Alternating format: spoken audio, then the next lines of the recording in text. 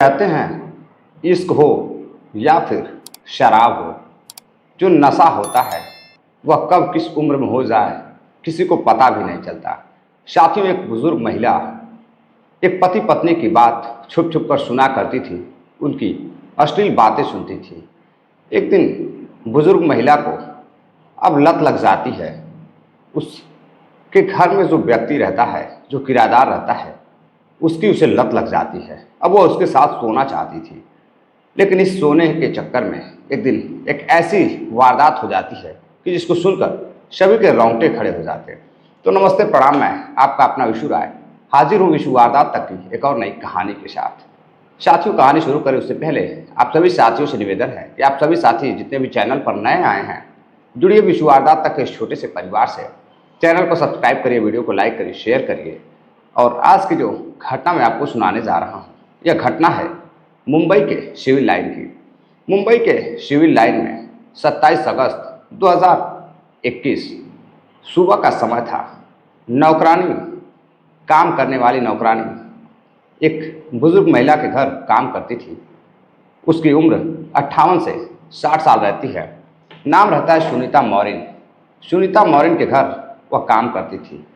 सुनीता मौर्य की एक लड़की और एक लड़का रहता है। मात्र 3 लोगों का छोटा सा परिवार रहता है। पति की बहुत पहले मौत हो चुकी थी, लेकिन लड़का बेंगलोर में इंजीनियरिंग करके जॉब कर रहा था और शादीशुदा था। लड़की की भी शादी हो चुकी थी और शादी होने के बाद लड़की मुंबई में ही रहती थी और कभी कभी अपनी माँ के घर मिलने के लिए भी आया करती थी। और जब भी माँ को उसकी ज़रूरत पड़ती थी, सुनीता मौर्य को, वो बुला लिया करती थी। अब जैसे ही नौकरानी सुबह पहुंचती है काम करने के लिए, खाना बनाने के लिए, वैसे देखती है कि दरवाज़ा अंदर बंद है और अंदर से अजीब सी स्मेल आ रही है। अब सुबह जाकर नौकरानी हर रोज़ खाना बनाती थी और शाम का खाना भी सुबह बना दिया करती थी और मालकिन खाकर सो जाया करती थी। अब जब सुबह खाना बनाने के लिए जाती है और दरवाज़ा खटखटाती है, अंदर से कोई आवाज़ नहीं आती है। घंटों तक वह बुलाती है, कुछ पता नहीं चलता है। तो कुछ किराएदार उसके कमरे में रहते थे, उसके बिल्डिंग में। तो उसमें जाकर वह उन किराएदारों को बताती है कि आज मालकिन दरवाज़ा नहीं खोल रही हैं, न जाने उनको क्या हो गया है। अब फ़ौरन ही एक किराएदार उठता है और उसके साथ जाता है, दरवाज़ा खोलता है तो अंदर जाकर देखता है तो जो मालकिन रहती है वो अचेत अवस्था में वहाँ बेड पर पड़ी हुई हैं। अब जैसे ही उन्हें बेड पर देखती है, नौकरानी चीखने लगती है, रोने लगती है। डॉक्टर को बुलाया जाता है। डॉक्टर आकर चेक करते तो बताते हैं इनकी मौत हो चुकी है। अब जब मौत की खबर पूरे बिल्डिंग में फैलती है तो जो 2-4 किराएदार थे वह भी हैरान थे कि मालकिन की अचानक से मौत कैसे हो गई। अब डॉक्टर से बात की जाती है। डॉक्टर चेक करते तो बताते हैं कि इनकी फूड पॉइजन से इनकी मौत हो गई है। लग रहा है कुछ अजीब सी चीज़ें इन्होंने खाया होगा। अब फ़ौरन ही उसके लड़के, बेंगलोर में जो लड़का रहता है, उस लड़के को फ़ोन किया जाता है। लड़के को जैसे ही पता चलता है कि उसकी माँ की मौत हो गई है, लड़का अपनी बहन को भी फ़ोन कर बताता है और बेटी फ़ौरन ही अपने माँ के कमरे पर पहुँचती है और माँ को उस हाल में देखकर रोने लगती है। अब उसे लगता है कि माँ का साया उठ चुका है, अब उसका इस दुनिया में कोई नहीं है। भाई बाहर रहता था। तभी शाम होते होते बेंगलोर से फ्लाइट से लड़का और उसकी बहू भी पहुंच जाते हैं और अगले दिन सुबह वो अपनी माँ का दाह संस्कार कर देता है। दाह संस्कार करने के बाद जब लोगों से पूछताछ हो रही थी कि आखिर लड़का किराएदार से पूछता है और जो नौकरानी थे उससे पूछता है कि माँ अचानक से माँ के साथ ऐसा कैसे हो गया, तभी जो बहू रहती है वो बताती है कि खाकर सोई होंगी और मौत कब किसको आ जाए ये कोई नहीं जानता है। लेकिन कुछ दिन और गुजरता है। अब लड़का अपनी माँ के कमरे की अलमारी चेक करता है। जब अलमारी चेक करता है तो उसमें एक पासबुक मिलता है। दरअसल वह महिला मुंबई में एक अध्यापक के पद पर रहती है, यानी कि रिटायर्ड रहती है। वो पेंशन भोगी थी, पेंशन मिलता था और भी वो जो भी किराए का पैसा मिलता था उससे वो अपना खर्च वहन करती थी, खर्च चलाती थी। अब लड़का जब पासबुक देखता है तो उसमें पासबुक में कई लाख रुपए जमा थे। लेकिन जब वो पासबुक लेकर बैंक जाता है और बैंक मैनेजर से बात करता है कि सर मेरी माँ की मौत हो चुकी है और उनके खाते में कुछ पैसे हैं जो मैं निकालना चाहता हूँ। जब बातचीत मैनेजर से करता है, मैनेजर चेक करता है तो बताता है कुछ दिन पहले तुम्हारे माँ के अकाउंट से 1 लाख रुपए निकाले गए हैं और उनके अकाउंट में अब पैसे नहीं हैं। अब जैसे ही यह बात सुनता है वो हैरान रह जाता है कि 1 लाख रुपए एक ही दिन में कौन निकाल सकता है। अब वह थोड़ा सा सोचने लगता है और जब घर जाता है इत्मीनान से सोचता है तो वह सोचने के बाद उसका एक किराएदार जो घर से गायब रहता है कई दिनों से, जब से उसकी माँ की मौत हुई थी वह घर पर नहीं था, जिसका नाम रहता है साहिल कुमार। साहिल कुमार की उम्र 30 साल रहती है और उसकी माँ की मौत के बाद वह गायब रहता है।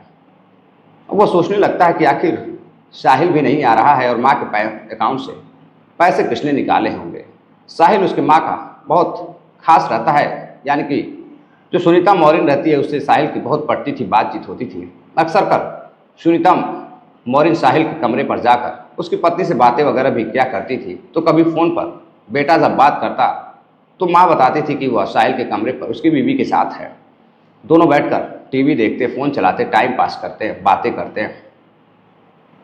तो अब वो पैसे की जांच पड़ताल करने लगता है। साहिल को फ़ोन करता है तो साहिल का फ़ोन बंद आने लगता है। अब वह पहुंचता है फिर से बैंक जाने के बाद बैंक मैनेजर से बात करता है कि सर मुझे पता लगाना है कि अब पैसे किसने निकाले हैं। अब जिस दिन पैसा निकाला गया था उस दिन एटीएम का सीसीटीवी फुटेज निकाला जाता है तो उसमें साहिल एटीएम से पैसे निकालते हुए दिखाई देता है। अब इधर उसका लड़का शक करने लगता है सुनीता मौर्य का कि आखिर 1 लाख रुपए साहिल को निकाल रहा है उसके माँ के अकाउंट से, और जिस दिन पैसा निकाला गया था उसी दिन उसकी माँ की मौत हुई थी।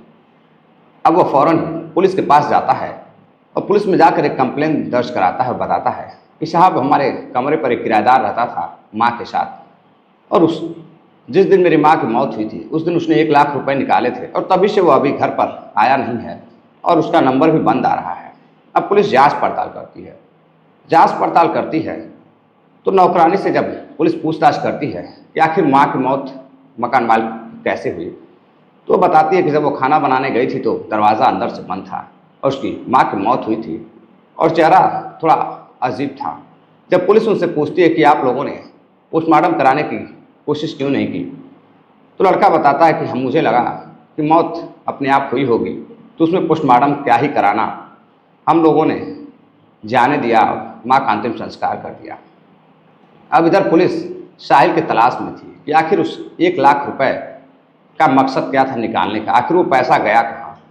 अब साहिल को पुलिस कोलकाता से गिरफ्तार करती है और गिरफ्तार करने के बाद जब उससे पूछताछ करती है तो एक ऐसी हकीकत साहिल बताता है जिसको सुनकर सभी हैरान रह जाते हैं। सुनीता मौर्य का बेटा और बहू और बेटियां सभी के पैरों तले जमीन खिसक जाती है। दरअसल साथियों इस कहानी की शुरुआत होती है कुछ साल पहले, यानी कि साल 2021 से। जो साहिल कुमार रहता है वो कोलकाता का गली नंबर 2 मकान नंबर 403 का रहने वाला होता है। अब वहाँ वो अपने माता पिता के साथ रहता था, एक छोटा भाई भी रहता है। लेकिन कुछ दिनों बाद उसकी शादी तय हो जाती है एक मनीषा नाम की बेहद ही खूबसूरत लड़की से। अब उससे जब शादी तय हो जाती है तो उससे बातें करने लगता है। बात करते हुए अब दोनों एक दूसरे को बेहद चाहने लगते हैं। करीब 6 महीने बाद दोनों की शादी हो जाती है। मनीषा और साहिल की शादी जब हो जाती है तो अब दोनों बेहद खुश थे। कई महीनों तक सब कुछ अच्छा चलता रहा, लेकिन इसी बीच अब खर्च बढ़ने लगता है तो वो परेशान होने लगता है। अब वो नौकरी करना चाहता था तो नौकरी की तलाश में अपने एक दोस्त से बात करता है। उसका दोस्त मुंबई में काम किया करता था तो मुंबई में अपने दोस्त साहिल को बुलाता है और वहाँ एक प्राइवेट कंपनी में उसकी जॉब लगवा देता है। अब जॉब लगवाने के बाद अब ज़रूरत थी तो एक कमरे की, तो अपने दोस्त के कमरे पर ही रहने लगता है। और कुछ दिनों बाद अब उसकी पत्नी भी फ़ोन करती है और कहती है मनीषा कि देखो साहिल, मुझे अकेले अच्छा नहीं लग रहा है, नई नई शादी हुई है, मैं भी चाहती हूँ कि मुझे तुम मुंबई घुमाओ, मैं मुंबई घूमना चाहती हूँ। अब साहिल बेहद खुश होता है अपनी पत्नी के बातों से और अपनी पत्नी मनीषा को मुंबई बुला लेता है। अब मुंबई बुलाने के बाद अब दोस्त के साथ एक ही कमरे में 3 लोग सोते थे तो उसे अच्छा नहीं लगता था। अब वह एक किराए का मकान ढूंढने लगता है। तो किराए का मकान ढूंढते हुए वह सिविल लाइन कि एक गली में पहुंचता है और वहां जाने के बाद एक बुजुर्ग महिला जो कि 2-3 कमरे का मकान रहता है, उसमें एक दो किराएदार पहले ही रहते थे और एक में वो खुद रहती थी। अब ऊपर मंजिल का एक कमरा खाली था, तो जाकर बातचीत करता है और वह कमरा किराए पर ले लेता है। अब वहाँ वह रहने लगता है। अब नई नवेली शादी थी, मात्र 6 से 7 महीने हुए थे और इधर दोनों जब रात को आपस में बातचीत करते तो मकान मालकिन फ्री रहती थी, अपना फ़ोन वगैरह लेकर बेटों से बात करती, बेटियों से बात करती, तो छत पर घूमा करती थी। एक रात जब वह छत पर घूम रही थी तो वह देखती है कि कमरे की लाइट अंदर से जल रही है और बाहर से सब कुछ साफ साफ दिखाई दे रहा है। पति पत्नी रात करीब 10 से 11 बजे एक दूसरे के साथ बेड पर प्यार भरी बातें कर रहे थे और तभी मालकिन जाकर दरवाजे के पास कान लगाकर बातों को सुनने लगती है और खिड़कियों से उन दोनों को एक दूसरे की बाहों में देख लेती है। उसके बाद वो नीचे चली आती है। अब जब भी रात होती थी और साहिल काम करके आता था और अपनी पत्नी के कमरे में जाता था, तो ऐसे ही हर रोज़ मालकिन उस कमरे के बाहर खड़ी होकर उन दोनों की बातें सुनती थी कि आखिर दोनों क्या बात कर रहे हैं।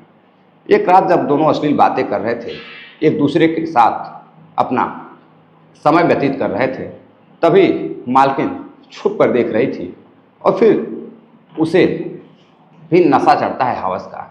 अब कुछ दिन और गुजरता है, करीब 1 से 2 महीने गुजरते हैं, तो इधर अब साहिल की पेमेंट इतनी थी नहीं कि वो पत्नी को कई महीनों तक अपने पास रख सके, क्योंकि सारा पैसा खाने पीने घूमने में खर्च हो जाता था।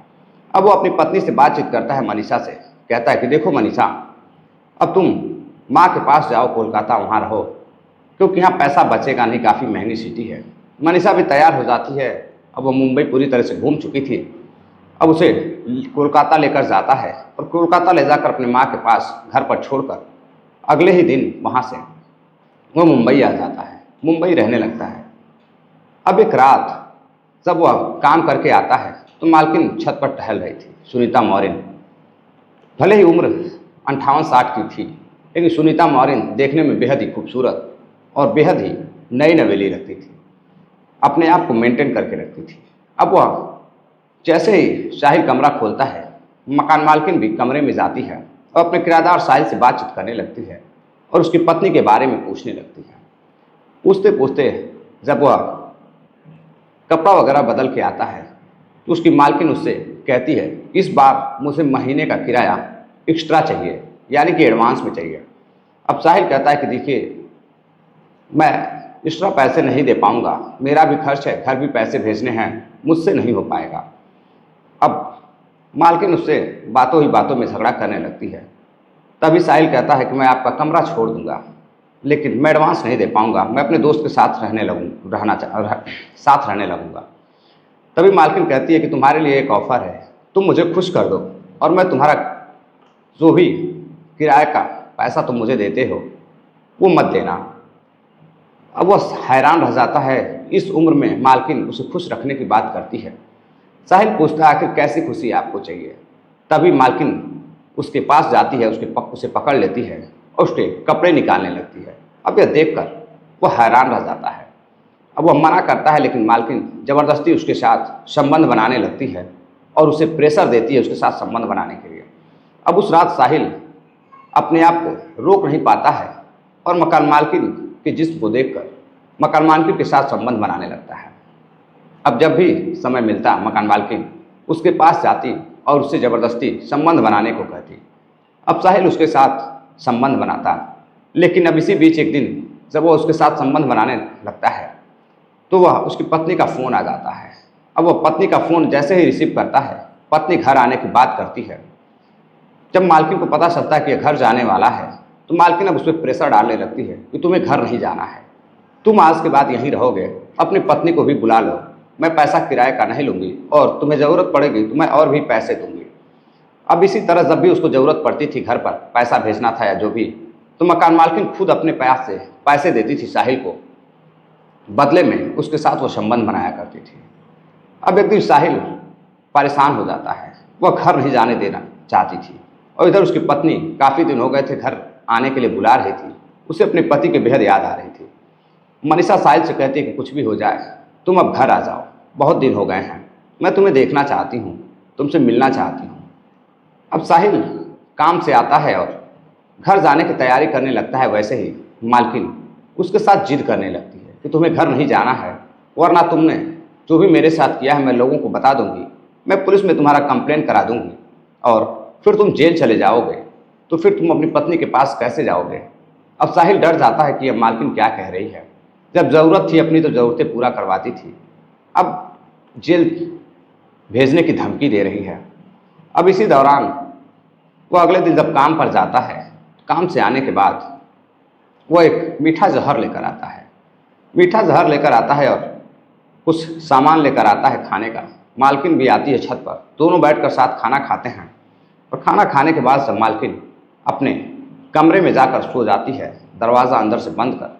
तो सुबह उसकी मौत हो जाती है। जैसे ही मौत होती है, सुबह अगले दिन किराएदार जो रहती है, जो उसकी नौकरानी रहती है, वो खाना बनाने जाती है। तो वो देखती है कि उसकी मालकिन दरवाज़ा नहीं खोल रही है। अब कुछ किराएदार को बुला कर लाती है। बेटों को फ़ोन किया जाता है कि उसकी माँ की मौत हो चुकी थी। अब इधर माँ का यानी कि जो सुनीता मौलिन रहती है उसका दाह संस्कार कर दिया गया था। लेकिन जब साहिल को गिरफ्तार किया जाता है पैसे के लिए, तो साहिल एक और हकीकत बताता है। जब पुलिस उससे पूछती है कि आखिर तुम्हारा काम हो गया था तो तुम पैसा निकालने के लिए क्यों गए थे? साहिल कहता है मेरे मन में लालच आ गई थी, क्योंकि मेरे पास कुछ पैसे कम थे और एटीएम मालकिन का मेरे पास था।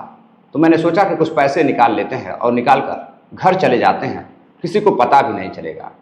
अब यही साहिल बहुत बड़ी गलती करता है और अपने मालकिन का एटीएम से पैसा निकालता है और उस पैसे की लालच में वह पकड़ा जाता है और पूरी की पूरी हकीकत सामने आती है।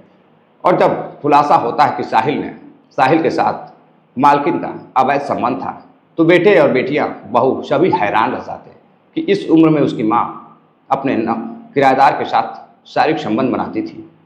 और साहिल से पूछा गया कि तुम भाग भी सकते थे, तुमने ऐसा क्यों किया? तो साहिल बताता है कि बार बार धमकी देती थी और बार बार मुझसे शारीरिक संबंध बनाने के लिए कहती थी। इससे मैं थक चुका था और मैं छुटकारा पाना चाहता था। मुझे लगा कि यहाँ कोई रहता नहीं है, पता भी नहीं चलेगा और मैं यहाँ से भाग भी जाऊँगा। लेकिन कहते हैं कि इंसान चाहे कितना भी शातिर क्यों ना हो, एक ना एक गलती ज़रूर करता है और अंततः पुलिस उसे गिरफ्तार कर ही लेती है। पुलिस उसे गिरफ्तार करती है और एक माँ के कत्ल के जुर्म में उसे, मकान मालकिन के कत्ल के जुर्म में उसे जेल भेज देती है। तो साथियों, ये थी पूरी कहानी। इस कहानी को सुनाने का उद्देश्य आपको जागरूक करना है, किसी को हैरान करना या परेशान करना नहीं है। चलते चलते साथियों, कुछ साथियों ने कमेंट किया है, जिनका नाम है सतीश गुप्ता है, उत्तर प्रदेश मऊ के रहने वाले हैं। पंकज सिंह है, उत्तर प्रदेश मऊ के रहने वाले हैं। सोहन लाल सेठिया हैं, ब्यावर राजस्थान के रहने वाले हैं। मनीष मदेशिया हैं, यह भी उत्तर प्रदेश आजमगढ़ के रहने वाले हैं। फैजल खान भाई हैं, अजमेर के रहने वाले हैं। तो आप सभी साथियों का बहुत बहुत धन्यवाद। साथियों, मिलते हैं एक और नई कहानी के साथ, तब तक अपना ध्यान रखिएगा। कहानी कैसी लगी कमेंट कर ज़रूर बताइएगा और जितने भी साथी कमेंट करते हैं मैं उनका नाम आने वाली कल की वीडियो के लास्ट में ज़रूर लेता हूँ। तो साथियों, एक बार फिर से आप सभी साथी, जितने भी साथी अगर चैनल पर नए हैं, चैनल को सब्सक्राइब नहीं किया तो जुड़िए ऐसी ही कहानियों के लिए, न्यूज़ मीडिया की घटनाओं के लिए। आपके अपने क्षेत्र की किसी भी तरह की घटनाएं होंगी, अगर मेरे पास आएंगे तो मैं ज़रूर आपको सुनाऊंगा, उनके बारे में विस्तार से बताऊंगा, सर्च करने के बाद बताऊंगा। तो आप सभी साथी जुड़िए विश्व वार्ता तक के छोटे से परिवार से। चैनल को सब्सक्राइब करिए, वीडियो को लाइक करिए, शेयर करिए, अपना प्यार दीजिए, अपना ख्याल रखिएगा। मिलते हैं एक और नई कहानी के साथ, तब तक के लिए जय हिंद, नमस्कार।